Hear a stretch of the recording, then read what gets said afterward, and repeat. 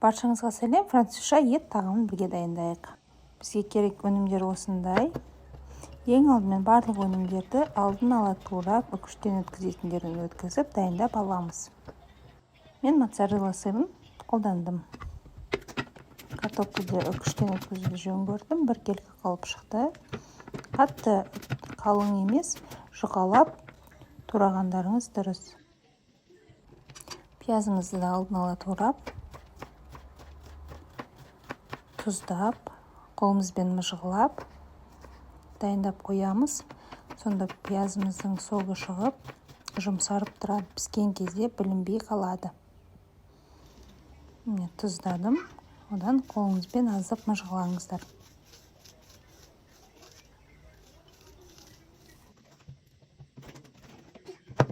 Менде 3 қызанақ жетпей қалды. Тағы да бір қызанақ қосуға тура келді. Қызанақты да өз қалауларыңыз бойынша дөңгелек қылдырып, немесе жартылай дөңгелек қылдырып турасаңыздар болады. Тауықтың төс етінде артық сүйектері, жилкалары болып жатса, алып тастасаңыздар дұрыс. Және етті жұқалап, қалың емес қылдырып тураймыз.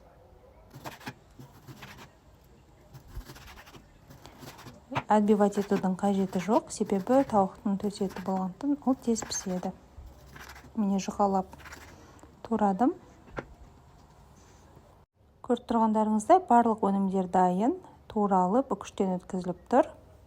Кесемізде тұз, паприка және қара бұрыш қоспасы. Ең алдымен картопымызды тұздап алып, үстіне пиязымызды саламыз да майонез қосып жақсылап араластырамыз.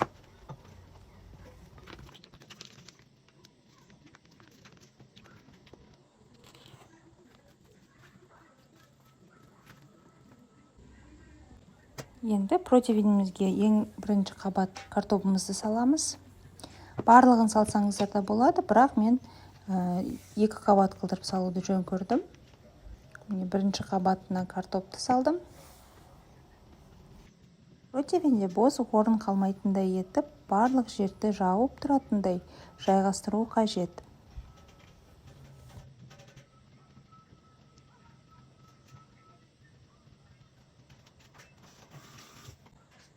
Келесі қабатымыз тауықтың төс еті. Картопымыздың үстіне барлығын жабатындай тауықты жайғастырып шығамыз.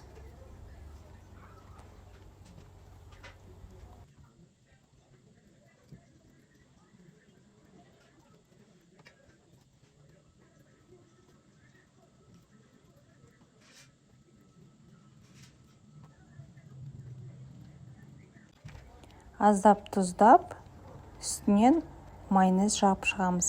Майонезді көбірек жаққандарыңыз дұрыс, себебі тауықтың еті өздігінен құрғақ болып келеді.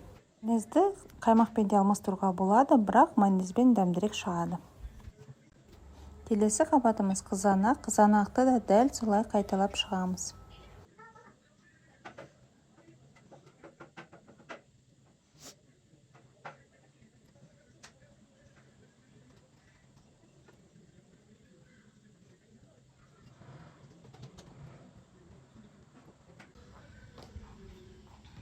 Қызанақтың үстіне мен аздаған сыр қостым.